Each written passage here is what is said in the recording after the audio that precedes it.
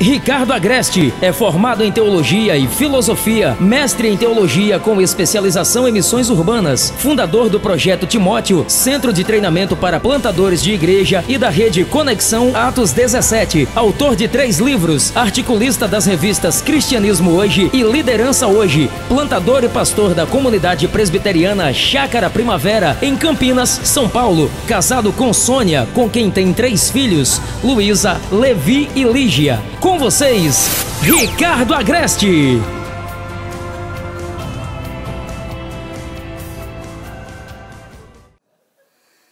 Queridos, é um prazer muito grande estar aqui com vocês mais uma vez e ser parte desse movimento que o Leandro e outros aqui têm se envolvido. Para a gente do CTPI, tem sido de grande alegria. Estabelecemos parcerias com a Aleph, tanto para ajudar na organização de eventos como esse, porque estar próximos de vocês é também aprender, porque os nossos desafios no Sudeste, em grandes centros, são muitas vezes diferentes dos desafios de alguns de vocês aqui, no sertão, em regiões periféricas, mas como eu aprendo ouvindo as histórias de vocês e como outros plantadores ao redor do Brasil aprendem também com o que vocês estão fazendo aqui. E esse ano, para mim, é uma alegria ainda maior estar aqui com vocês, com a presença do Mike Gorin. O Mike tem se tornado um amigo muito querido, um amigo do Brasil, um amigo do movimento de plantação de novas igrejas. Eu tenho aprendido tremendamente, não apenas com os pensamentos do Mike, eu tenho aprendido com a vida dele. Porque você pode ler o livro de uma pessoa e se empolgar com os pensamentos dela. Outra coisa é você se inspirar com a vida da pessoa. Então, eu estou muito alegre e feliz por ter também o Mike aqui com a gente. E eu agradeço a ele ter disponibilizado esse tempo para fazer essa viagem e estar aqui com a gente também. Bem, vamos lá. Me foi pedido para eu conversar com vocês sobre o Evangelho e o impacto do Evangelho na cidade. Quais são os elementos para que uma igreja se torne uma igreja encarnada na cidade, uma igreja que faça diferença na cidade. Bom, para tanto, eu queria ler com vocês o texto de Lucas capítulo 10, mas eu podia ler inúmeros versículos. Eu vou parar no verso 11, porque senão não vai dar tempo e a gente vai ficar a noite toda aqui. E eu vou destacar algumas ideias desse texto. Mas antes de ler, eu quero dizer para vocês o seguinte: as cidades se constituem hoje a grande fronteira missionária do século 21. As cidades se constituem hoje a grande fronteira missionária do século 21. Durante o século XVIII, XIX, com o movimento missionário moderno, para você encontrar uma outra cultura, você tinha que atravessar um oceano. Você tinha que sair da Europa e ir para a Índia, sair da América do Norte e ir para a China. Mas hoje, nos grandes centros urbanos, quando você atravessa uma avenida, você muitas vezes se depara com uma outra cultura. E você precisa se reinventar para poder se comunicar naquele outro contexto. Você precisa se reinventar para ser capaz de transmitir com integridade o Evangelho, mas com relevância e pertinência aos homens e mulheres que pertencem àquela cultura dentro da mesma cidade. Assim, eu quero conversar com vocês sobre 4 princípios, 3 tarefas e 4 necessidades. 4-3-4 é o meu esquema de jogo para essa noite. 4-3-4, ok? Então, Então, você vai se lembrar da palavra dessa noite como um esquema, como uma tática, 4-3-4. 4 princípios, 3 tarefas, 4 necessidades. Vamos ler o texto? Lucas 10 diz assim: depois disso o Senhor designou outros 72, eu estou lendo a versão internacional, e os enviou 2 a 2, adiante dele, a todas as cidades e lugares para onde ele estava prestes a ir. E lhes disse: a colheita é grande, mas os trabalhadores são poucos. Portanto, peçam ao Senhor da colheita que mande trabalhadores para a sua colheita. Vão, eu os estou enviando como cordeiros entre lobos. Não levem bolsa, nem saco de viagem, nem sandálias, e não saúdem ninguém pelo caminho. Quando entrarem numa casa, digam primeiro: paz a esta casa. Se houver ali um homem de paz, a paz de vocês repousará sobre ele, senão ela voltará para vocês. Fiquem naquela casa e comam e bebam o que lhes derem, pois o trabalhador merece o seu salário. Não fiquem mudando de casa em casa. Quando entrarem numa cidade e forem bem recebidos, comam o que for posto diante de vocês. Curem os doentes que ali houver e digam-lhes: o reino de Deus está próximo de vocês. Mas quando entrarem numa cidade e não forem bem recebidos, saiam por suas ruas e digam: até o pó da sua cidade, que se apegou aos nossos pés, sacudimos contra vocês, mas fiquem certos disso: o reino de Deus está próximo. 4 princípios. 4 princípios para a missão na cidade. Primeiro, se você observar na sua Bíblia, no verso 1, diz que o Senhor os enviou. O primeiro princípio é: tenha a motivação correta. Tenha a motivação correta. A motivação correta na missão é a convicção de que o Senhor nos enviou. Eu tenho convivido nos últimos anos com o movimento de plantação de igrejas, e quantas vezes eu me deparo com jovens pastores ou pastores já de meia idade dizendo: Ricardo, eu quero conversar com você porque Deus me colocou no coração plantar uma igreja numa determinada cidade. Mas na medida em que eu converso com esse jovem ou esse pastor de meia idade, nem sempre eu me convenço de que a motivação é correta. Muitas vezes a pessoa está querendo estar naquela cidade para resolver um problema pessoal. Ele não tem mais campo naquela cidade, a esposa tem emprego na cidade, o filho está estudando na cidade, então ele resolve plantar uma igreja e dizer que Deus mandou plantar uma igreja. Eu diria para você: se você quer ser abençoado na missão que Deus lhe deu, primeiro, faça o que Ele mandou. Segundo, só faça o que Ele mandou. Terceiro, jamais diga que Ele mandou você fazer o que você queria fazer, porque isso vai fazer com que você se dê mal, a sua família se dê mal, o seu ministério se dê mal. O primeiro princípio é: tenha a motivação correta.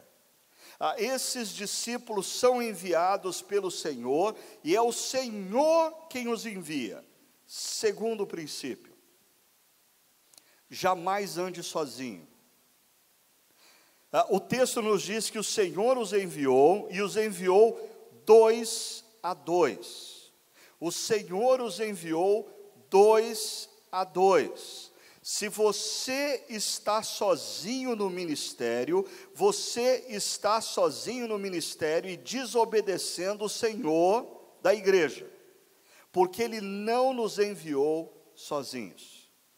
Ele nos enviou 2 a 2. O nosso Senhor, Ele nos desafia a cumprirmos a missão em parceria, cumprirmos a missão estabelecendo parcerias, cumprirmos a missão fazendo amizades.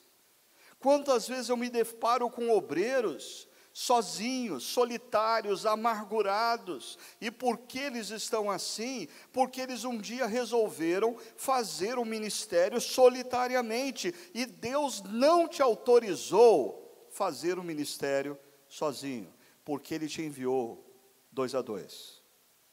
Terceiro princípio: não confunda o reino do rei com o seu ministério.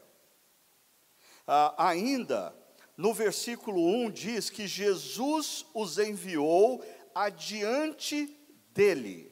Perceba essa frase, adiante dele. E eles deveriam ir à frente, dizendo: o reino de Deus está próximo. Eles não são o reino, o ministério deles não é o reino. Eles são aqueles que anunciam que o reino está vindo, e o reino é o que Jesus faz na vida das pessoas. Quantas vezes na história, pastores, pastoras, líderes espirituais começam bem, eles vão para um canto da cidade, eles começam a fazer a obra, eles começam a plantar uma igreja, eles começam a revitalizar uma igreja, ou começam a cuidar de crianças de uma determinada região, mas gradativamente eles perdem a percepção de que aquela obra não é deles, eles são servos do rei, eles não são o rei. E a gente começa a confundir o que a gente faz com o próprio reino. Quarto princípio: o texto no verso 1 diz que o Senhor os enviou 2 a 2 adiante dele a todas as cidades. O quarto princípio é: jamais exclua aquilo que Deus ama. Jamais exclua aquilo que Deus ama. Deus tem filhos perdidos em todas as cidades. Você não tem o direito de excluir nenhuma cidade, mas você não tem o direito de excluir ninguém que se encontra na cidade. Você não tem o direito de excluir pessoas que não pertencem ao grupo que você se simpatiza na cidade. Você não tem o direito de excluir jovens atendendo crianças, não tem o direito de excluir velhos atendendo adultos, você não tem o direito de excluir negros atendendo brancos, você não tem o direito de excluir mulheres atendendo homens, você não tem o direito de excluir ricos atendendo pobres, porque o Deus do reino não enviou você para as pessoas que você gosta. O rei do reino enviou você para a cidade e para anunciar as boas novas do reino até para quem você não gosta. Porque essa é a grande crise do apóstolo Pedro, em Atos capítulo 10. Deus manda Pedro ir na casa daquele que ele não gosta. Deus manda ele anunciar as boas novas àquele que Pedro, não quer que seja salvo. Há pouco, Mike estava falando sobre a falha do povo de Israel na missão. E uma história que retrata não apenas a falha, mas a distorção teológica que levou Israel à falha, é a história do profeta Jonas. Por que Jonas não quer ir para Nínive? O final da história nos responde. Ele diz: porque eu sei que o Senhor é Deus bondoso, e eu sei que o Senhor é capaz de perdoar quem eu não quero que o Senhor perdoe. E quantas vezes nós fazemos do nosso ministério uma preferência que Deus não nos dá o direito. Nós decidimos que vamos alcançar um grupo restrito, quando Deus quer alcançar a todos. E se você é servo, você tem que ir para a cidade e se deixar surpreender por Deus. Eu me lembro quando nós começamos a igreja lá em Campinas. Nós começamos uma igreja perguntando para nós mesmos quem é que Deus deseja alcançar nessa cidade. Quem somos nós e quem nós podemos alcançar nessa cidade. E talvez consciente ou inconscientemente existia na gente uma clara visão de que nós iríamos alcançar jovens casais, casais com filhos pequenos, no máximo casais com adolescentes, e de repente, com 2 meses de igreja, 3 jovens universitárias resolvem nos visitar. A gente ficou feliz, porque 3 jovens universitários estavam nos visitando, mas assim, nós não tínhamos planejado uma igreja para alcançar os universitários da cidade de Campinas. E aquelas jovens gostaram, e o problema é, elas começaram a trazer jovens universitários para a nossa igreja. E com 4 meses de projeto, nós tínhamos 25 jovens universitários sentados, e nós não, mas Deus não é essa a nossa agenda. Pouco importa a sua agenda, o que importa é a agenda de Deus. Eu diria que, muitas vezes, nós estamos nos tornando a maior barreira na missão que Deus quer fazer na cidade, por causa das nossas preferências. O fato de você se sentir mais confortável com um determinado grupo, não significa que essa é a agenda exclusiva de Deus, essa é a sua agenda. E assim como Pedro, eu e você precisamos aprender a sermos servos da agenda do Rei do Reino, e não da nossa agenda. 4 princípios. Tenha a motivação correta, não ande sozinho, não confunda o seu ministério com o próprio reino, e jamais exclua aquele que Deus ama. 3 necessidades. No verso 2 do texto diz assim: Jesus lhes disse: a colheita é grande, mas os trabalhadores são poucos. Portanto, peçam ao Senhor da colheita que mande trabalhadores para a sua colheita. Na missão, na cidade, nós estaremos sempre diante de uma tarefa maior do que as nossas possibilidades. A tarefa sempre será maior do que as nossas possibilidades. Aprenda isso. Você é o seu sonho de consumo ministerial, ter todos os recursos possíveis para cumprir a sua missão. Mas eu vou adiantar para você, quando nós nos engajamos na missão de Deus na cidade, nós estaremos sempre diante de uma tarefa imensamente maior do que as nossas possibilidades. Nós sempre teremos mais crianças carentes do que dinheiro para suprir essas crianças. Nós sempre teremos mais pessoas para alcançarmos através da evangelização do que recursos para usar na evangelização. Nós sempre teremos mais desafios na cidade do que recursos financeiros para alcançar a cidade. E talvez isso faça parte do propósito de Deus, para a gente jamais se esquecer de quem está no controle e de quem é a obra. E isso faz parte do plano de Deus, para a gente não se esquecer da oração, elemento imprescindível na missão. Nós sempre estaremos diante de uma tarefa maior do que as nossas possibilidades. Segunda tarefa, verso 3 diz assim: vão, eu os estou enviando como cordeiros entre lobos.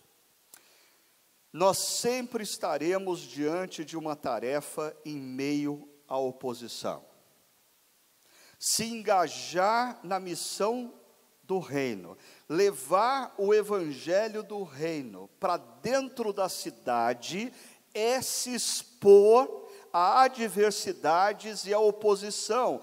Por quê? Porque o pecado não é meramente atitudes que nós temos. O pecado se configura na cidade numa estrutura que oprime, numa estrutura que violenta pessoas. E quando você entra em nome de Jesus para anunciar as boas novas do reino na cidade, essa própria estrutura te repele.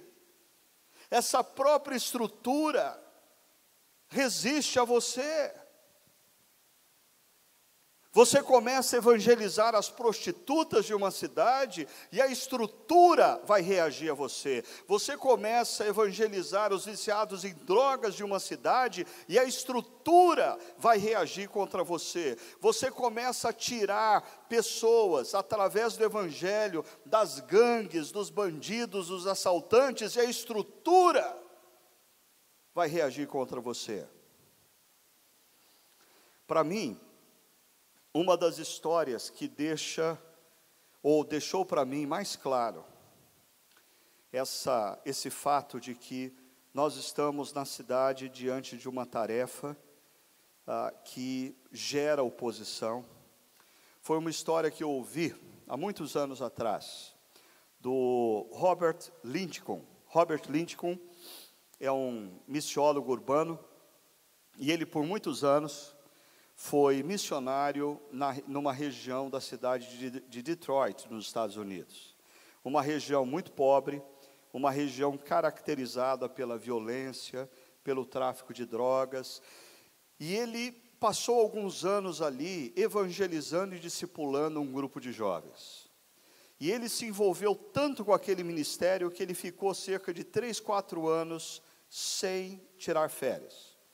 Aí chegou um determinado momento, a família dele estava clamando por um tempo de folga, e ele reuniu aquele grupo de jovens e disse: olha, eu vou sair por um período de viagem, de descanso, eu quero que vocês se cuidem, eu quero que vocês se mantenham firmes, eu quero que vocês continuem orando, lendo a palavra, estejam firmes no discipulado de Jesus. Quando ele voltou, ele reuniu aquele grupo de jovens, e ele percebeu a ausência de uma jovem. Eu não me lembro o nome daquela jovem, então vou chamar ela de Maria. Ele percebeu a ausência da Maria. E depois que terminou o momento de estudo bíblico, ele se aproximou de um dos líderes dos jovens e disse: onde está a Maria? Ele, meio constrangido, disse: pastor, a Maria, ela está trabalhando como prostituta. E o Robert Lincoln foi tomado por uma ira. Ele falou: mas como? Eu investi 3, 4 anos da minha vida nessa jovem, eu viro as costas por alguma semana, e ela se torna uma prostituta. E ele foi ao encontro da Maria. E ele foi e bateu na porta da casa da Maria. Quando ela atendeu, ele já foi logo esbravejando, dizendo: Maria, como que você foi fazer isso? Eu investi na sua vida 3, 4 anos, eu te ensinei o Evangelho, eu te ensinei o amor de Jesus, eu te ensinei a seguir a Jesus, como que eu viro as costas e você cai na prostituição? Ela fala para o Robert Lincoln: pastor, o que o senhor esperava que eu fizesse? Eu cheguei um dia em casa, e 2 homens estavam sentados na sala me esperando. E eles disseram: bem, Maria, você completou 15 anos, está na hora de você trabalhar para a gente. E eu disse: eu não vou trabalhar para vocês. Eles disseram: ok, nós sabemos onde o seu pai trabalha, nós vamos conversar com ele hoje no final da tarde. Naquele final da tarde, o pai da Maria não voltou para casa. E ela e a mãe saíram para procurar o pai no caminho da fábrica, e encontraram o pai jogado numa sarjeta, todo quebrado, todo machucado. E a Maria descreveu isso e disse: pastor, o que o senhor queria que eu fizesse? E ele ameaçou falar, falou: não, a história não acabou, pastor. Aqueles homens voltaram outro dia. E eles disseram: e agora, Maria, você vai trabalhar como prostituta para a gente? Eu disse: não, eu sigo a Jesus. Eles disseram: ok, então hoje nós vamos conversar com o seu irmão. E ela tentou mais do que depressa avisar o irmão, mas quando ela conseguiu contatar, o irmão já estava no hospital, todo quebrado, todo ferido, e ficou semanas sem poder trabalhar. E a Maria continuou dizendo: e pastor, não acabou a história. No dia seguinte eles voltaram, e eles disseram: Maria, e aí, você vai começar a trabalhar hoje ou quando? E eu disse: pastor, eu não vou trabalhar para vocês, porque eu já disse, eu sou discípulo de Jesus. E eles disseram: ok, Maria, porque hoje nós saímos de casa com um profundo desejo de violentar sexualmente uma senhora. A sua mãe está em casa, não está? E quando eles caminharam na direção da cozinha, a Maria disse: chega, eu vou trabalhar para vocês. E o Lincoln olhou para ela e disse: Maria, mas por que você não procurou a polícia? Ela olhou para ele e disse: mas de quem você acha que eu estou falando, pastor?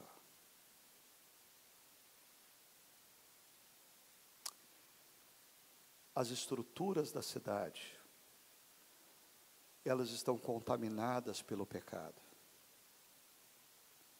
E quando você adentra na cidade para anunciar o evangelho do reino, você se depara com oposição. Você é como o cordeiro enviado para o meio de lobos. Terceira tarefa: a nossa missão ao entrarmos na cidade com o evangelho é uma tarefa voltada às pessoas. O nosso negócio são pessoas. A igreja precisa focar em pessoas. O que Deus quer na cidade são as pessoas. Deus quer começar a fazer tudo novo numa cidade a partir do momento em que homens e mulheres se rendem ao evangelho de Deus e começam a viver uma novidade de vida. Mas aqui eu vou fazer uma curva. Eu falei de 4 princípios, 3 tarefas, e eu vou falar de 4 necessidades. 4 necessidades das pessoas que nós encontramos na cidade. Veja o verso 5. Quando entrarem numa casa, digam primeiro: paz a esta casa. Primeira necessidade: nós vamos encontrar na cidade pessoas que necessitam de paz. Vocês vivem numa cidade, ou em torno de uma cidade, que o ano não terminou, mas os índices apontam para mais de 2.000 mortes por homicídio. Inúmeros países do mundo que estão em guerra não tiveram tantas baixas. No Brasil, a faixa etária da população que mais morre não são os idosos, são os jovens de 15 a 25 anos de idade. A faixa etária que mais morre no Brasil são jovens de 15 a 25 anos de idade. E qual é a causa-morte desses jovens? Primeiro, violência urbana. Segundo, tráfico, morte em veículos, em batidas, geradas por bebidas e drogas.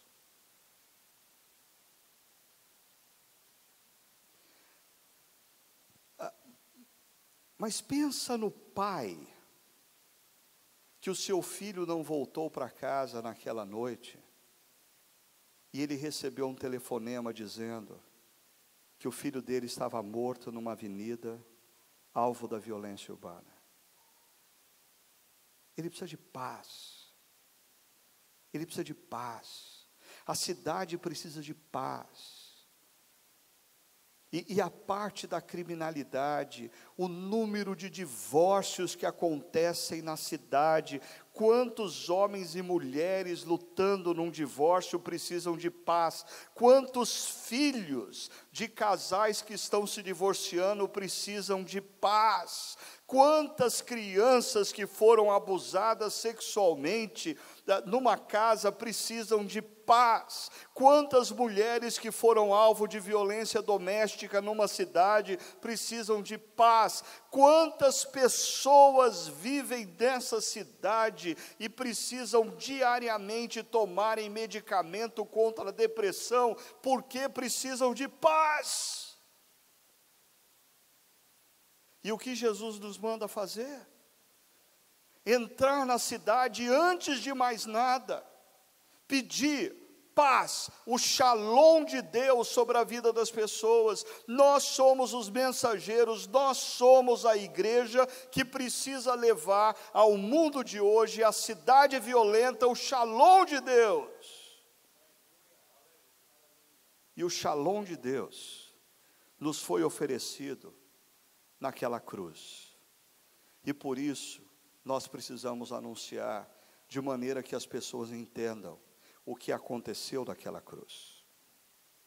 Segunda necessidade, o verso 7 diz: fiquem naquela casa e comam e bebam o que lhe derem. Agora, eu não tenho tempo mas a maioria de vocês já sabem, Jesus está falando para judeus, e o momento da refeição para judeus não é um momento para você se assentar e estar com estranhos. O momento da refeição é momento de comunhão. Então Jesus está dizendo aqui para eles: entrem na vida dessas pessoas e se tornem amigos delas. Olha só o que Jesus fala no final do verso 7, não fiquem mudando de casa em casa. Por quê? Porque muitas vezes nós como igreja nos movemos na direção das pessoas da cidade, tendo uma única e exclusiva motivação: tornar essas pessoas membros das nossas igrejas, e se eles tornarem membros da nossa igreja, eles entram para a estatística, e diante de outros pastores nós vamos poder falar que a nossa igreja cresceu 10%, 15%, 20%, por isso a gente não tem tempo para perder fazendo amizade, a gente precisa fazer membro. E Jesus diz: entre na cidade e faça amigos, se sentem à mesa com eles, desfrutem da amizade deles. E olha só como Jesus insiste nisso no verso 8, quando entrarem numa cidade e forem bem recebidos, mais uma vez, comam o que for posto diante de vocês.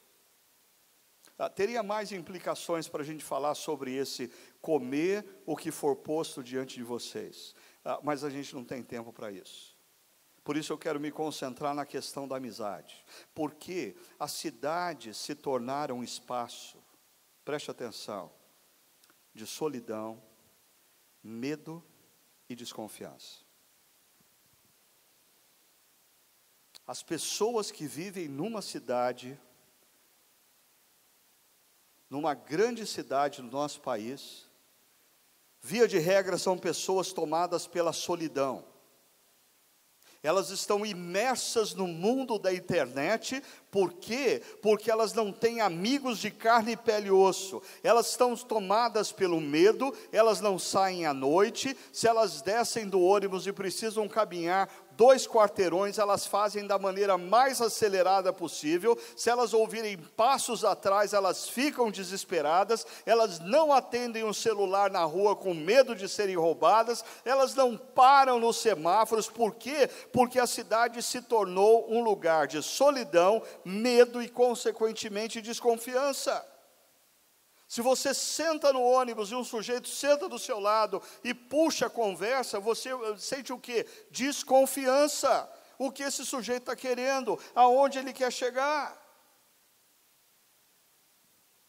O problema é que no mundo moderno, o mundo que ficou para trás, pessoas seguiam ideias. Então, se você anunciasse numa grande concentração na cidade, com o estádio lotado. Jesus Cristo é o Salvador, venha e se renda. Pessoas se rendiam ao conceito, porque a ideia era consistente, a ideia fazia sentido, mas nós não estamos mais nesse mundo, e na pós-modernidade, antes de pessoas se renderem a ideias, elas se rendem a pessoas. Na pós-modernidade, pessoas não seguem instituições, pessoas seguem pessoas.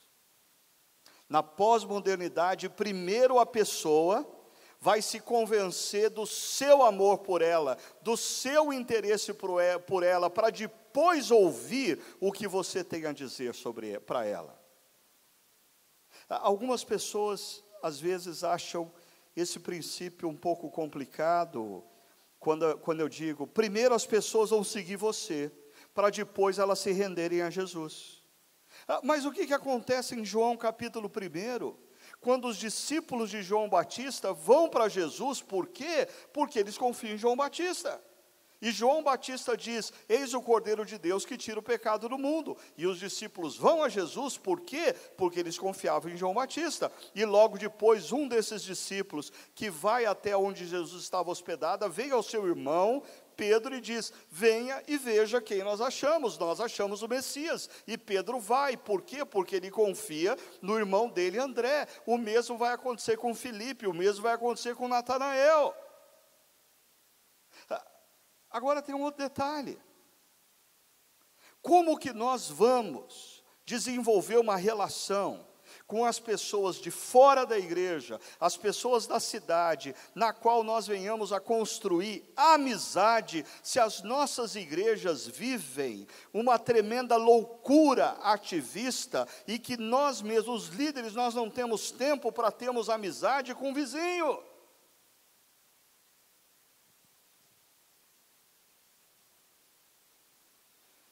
Uma terceira necessidade.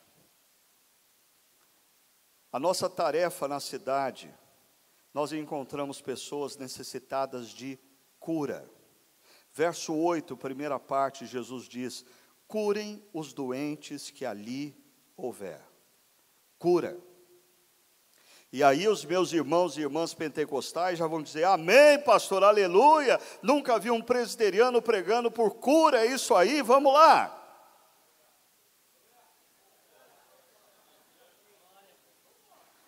Deixa eu tomar uma aguinha para apagar o fogo aqui.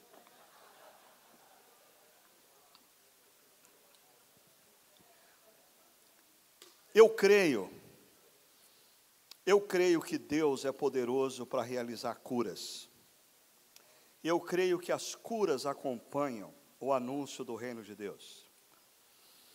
Mas eu também acho que muitas vezes, como nós lemos os evangelhos, nós não percebemos o que está por detrás das curas físicas que Jesus efetua.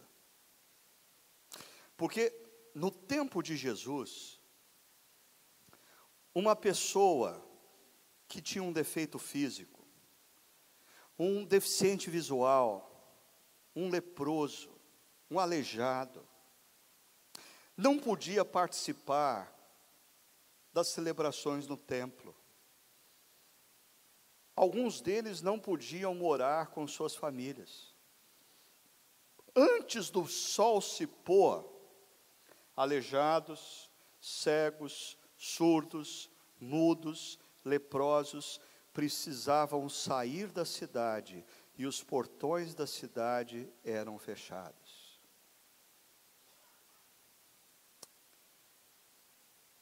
Agora pensa comigo, o que acontecia quando Jesus curava e purificava um leproso.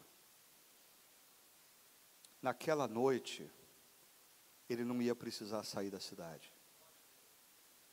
No próximo sábado, ele podia estar no templo. Ele podia voltar ao convívio da família. As curas relacionadas ao ministério de Jesus são muito mais do que curas físicas. Jesus está curando a sociedade humana quando cura um paralítico. Jesus está restaurando a dignidade de um homem, de uma mulher, quando os cura.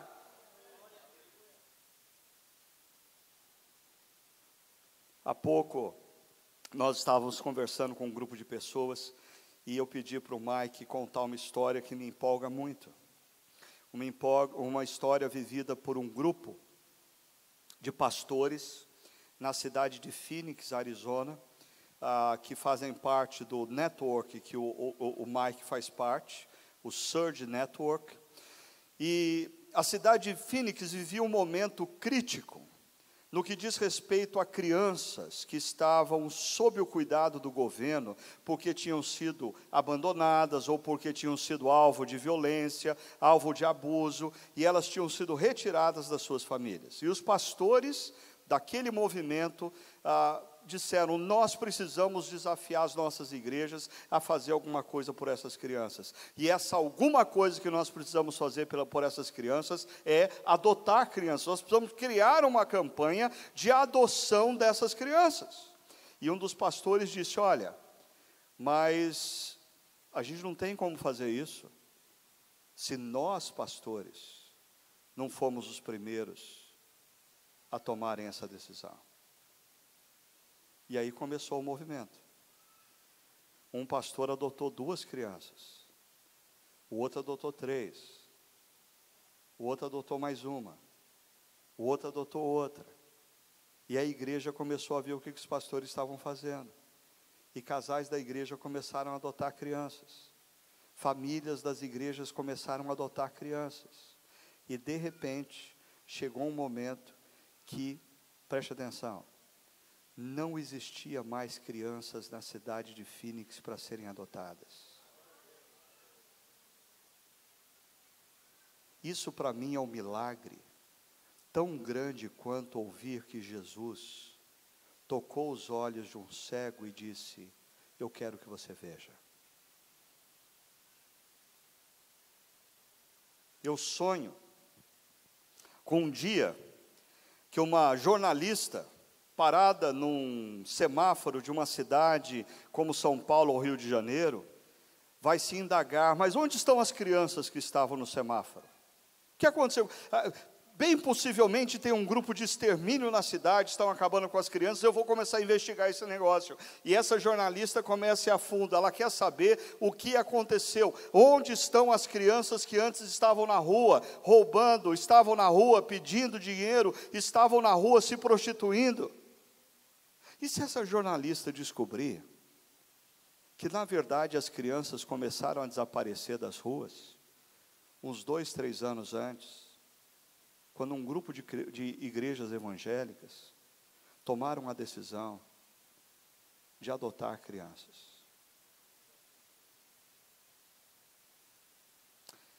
O Evangelho de Jesus, através de nós, cura socialmente a cidade. Quarta e última necessidade. No verso 10 a gente encontra o seguinte: que eles deveriam entrar na cidade e anunciar: o reino de Deus está próximo de vocês. E ainda no verso 11 ele diz: mas fiquem certos disso, o reino de Deus está próximo de vocês. Então a quarta necessidade é a necessidade de uma boa notícia, a necessidade do Evangelho. E aqui eu queria, com muito carinho e com muito afeto, exortar vocês a um perigo. Eu me considero parte do movimento de missão integral desse país. Eu sempre me afirmei parte da missão integral nesse país. Mas muitos irmãos e irmãs que se dizem da missão integral estão se esquecendo do coração da missão, que é o Evangelho. Nós estamos transformando a igreja em ONGs, ONGs fazem assistência às pessoas. A igreja faz muito mais do que isso. A igreja anuncia que não existe salvação fora de Cristo. Não existe redenção fora da ação de Deus efetuada e concretizada na morte de Jesus na cruz e na sua ressurreição. A igreja faz o bem, a igreja cura socialmente a cidade, mas a igreja anuncia o evangelho, porque fora do evangelho não há restauração de todas as coisas. Você pode criar inúmeros projetos para restaurar a vida de um presidiário, mas se você não anunciar a ele o evangelho explícito, o evangelho de A a Z, não há transformação. Você pode criar leis contra a corrupção no nosso país e começar a enquadrar tudo quanto é político corrupto, mas se não tiver anúncio explícito do evangelho, apontando para Jesus como Deus que entrou na história para naquela cruz iniciar o processo de fazer todas as coisas novas, e nós precisamos agora nos arrepender e nos render ao seu amor e nos tornarmos discípulos dele na história. Se não existe essa pregação, não existe possibilidade de real transformação. Irmãos e irmãs, as ideologias políticas não foram capazes de transformar sociedade alguma. Só o evangelho tem o poder para transformar o homem. E eu acho interessante que a maneira como Jesus pede para os seus discípulos anunciar o evangelho é uma maneira muito simples. É mais ou menos assim. Jesus está dizendo para os seus discípulos irem por todas as cidades, olharem para os olhos das pessoas, pessoas sofridas, pessoas céticas, pessoas com seus mais variados problemas, e dizer para elas assim: Deus está muito mais próximo de você do que você imagina. Uma outra opção: Deus te ama muito mais do que você imagina. Um domingo, eu desafiei a minha igreja a, durante a semana, dizer isso para os seus amigos, para os seus colegas de universidade, para os seus amigos de trabalho, para os seus vizinhos. Essa frase simples: olhar para uma pessoa, se aproximar dessa pessoa e dizer assim para ela: deixa eu dizer uma coisa que eu nunca disse para você, mas eu preciso dizer. E a pessoa diria: o que você quer dizer? E você diz para ela: Deus está muito mais próximo de você do que você imagina. Naquele contexto, quando os discípulos disseram àqueles povoados e cidades: o reino de Deus está próximo, ele está dizendo: olha, o reino de Deus que entrou na história, na pessoa de Jesus, está ali, ó, está na cidade vizinha, ele está vindo para cá. Ele está interessado em você, ele vai vir ao seu encontro, ele te quer. E eu desafiei a minha comunidade a passar uma semana dizendo para as pessoas à volta: Deus está muito mais interessado em você do que você imagina. Deus te ama muito mais do que você imagina. Deus está muito mais próximo da sua vida do que você imagina. Eu preguei sobre isso no domingo. Na terça-feira, eu estava numa reunião em São Paulo, o meu telefone tocou, eu olhei e vi que era um amigo que não é cristão, um amigo que nunca se tornou membro da minha igreja, mas ele está lá constantemente há 16 anos, e eu continuo amigo dele, mesmo ele não se tornando membro da minha igreja. E aí esse meu amigo ligando, e eu estava na reunião, na primeira vez eu não atendi, e ele insistiu, eu não atendi, na terceira vez eu pedi licença, saí e atendi, E eu disse, oi César, o que está acontecendo, tal? E ele disse, Ricardo, você, domingo, disse que a gente precisava ir ao encontro das pessoas e dizer para elas que Deus está muito mais próximo delas do que elas imaginam, de que Deus as ama muito mais do que elas imaginam. Eu falei, isso, eu disse isso. Ele falou, Ricardo, você viu no noticiário aquele deslizamento de terra que teve em Belo Horizonte e que o casal perdeu 8 filhos? Eu falei, eu vi. Ele disse, Ricardo, a gente tem que ir até essa família e dizer para ela que Deus está mais interessado nelas do que ela imagina. Pensei, meu Deus, eu não falei, mas é loucura.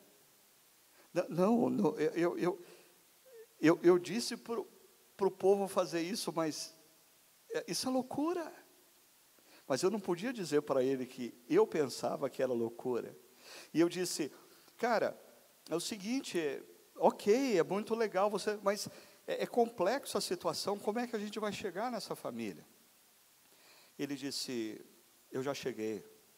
Eu cheguei no escritório hoje, coloquei a minha secretária para entrar em contato com a Secretaria do Serviço Social de Belo Horizonte, cheguei na secretária, cheguei na assistente social, estou com o telefone da assistente social, que está com esse casal num hotel da cidade. A gente precisa ir lá e dizer para essa família que Deus, por mais impressionante que possa parecer, Deus ama. Aí eu falei, desculpa amigo, mas como é que você vai chegar para uma família que perdeu 6 filhos e dizer que Deus está muito mais interessado neles do que eles possam imaginar? Ele me respondeu assim, eu quero chegar para essa família e dizer, Deus está muito mais interessado em vocês do que vocês possam imaginar. E a prova disso Ele tocou no meu coração para sair de Campinas, vir até Belo Horizonte, falar isso para vocês. E mais, Deus colocou no meu coração, construir uma nova casa para vocês. Deus está muito mais interessado em vocês do que vocês possam imaginar. Esse é o Evangelho todo, para o homem todo, para todos os homens. Jesus nos dá 4 princípios na missão na cidade. Ele nos diz que nós vamos ter 3 tarefas. E uma dessas tarefas é nos deparar com pessoas. Pessoas que têm 4 necessidades. Mas a última e central necessidade é o Evangelho. É o anúncio do que Deus fez na história, em Jesus, e o que Ele pode fazer nas nossas vidas, e que Ele vai conduzir todas as coisas, à redenção plena, e Ele quer começar essa novidade de vida hoje no seu coração. Eu sei que a gente está avançado, mas eu não vou poder terminar sem contar uma última história. História de um amigo muito querido. Ele já faleceu alguns anos atrás. Meu amigo Davi Germano. O Davi era um sujeito que, apesar do nome, ele tinha 2,5 metros de altura. Mas um dia ele foi criança, foi pequeno. E ele tinha uma mania. Ele gostava muito de ler. E ele ficava lendo até tarde gibi. E um dia, a mãe dele acordou e viu que já era mais de meia-noite e ele estava lendo gibi. E ela foi no quarto e falou assim, o que você está fazendo essa hora da noite lendo gibi? Eu vou até o banheiro e se eu voltar e você ainda estiver acordado, você vai ver comigo. E ela saiu, foi para o banheiro. E o Davi contava dizendo que ele ficou desesperado. Porque assim, ele estava no momento no gibi em que o herói dele estava amarrado no trilho e o trem estava vindo e a mocinha estava gritando, socorro, socorro, socorro. E o que ia acontecer? Como que essa história ia terminar? O Davi quase que não se sentia responsável, deixando o super-herói deles naquela situação, e de repente a porta do banheiro abriu, a mãe dele estava vindo, e ele foi para a última página do gibi, bateu o olho e viu que o super-herói estava bem, e a mocinha estava bem, fechou o gibi, colocou debaixo da cama, apagou a luz e foi dormir. E o Davi conta que, naquela noite, ele dormiu tranquilo. Ele não sabia como que a história ia se desenrolar, mas ele já sabia do final. Quando a gente olha para o nosso mundo e para a nossa cidade, a gente pensa, meu Deus, como que o Senhor vai desatar esse nó? Como o Senhor vai resolver essa situação? Apocalipse 21 e 22 é o texto que a gente lê antes de dormir, e a gente pode dormir tranquilo. Porque a gente não sabe como a gente vai chegar lá, mas a gente sabe como a história vai terminar. E é por isso que nós precisamos anunciar o Evangelho. Porque o Evangelho conta para as pessoas, de fato, no final, vai dar tudo certo. Mas o poder que vai levar, no final, tudo dar certo, já começa a operar na sua vida hoje, fazendo novas todas as coisas. Deus abençoe tremendamente vocês e faça de cada um de vocês agentes de transformação na cidade, anunciando verbalmente, em ações, mas verbalmente, que Jesus é o caminho, Ele é a verdade e fora dele não há vida. Amém? Deus abençoe.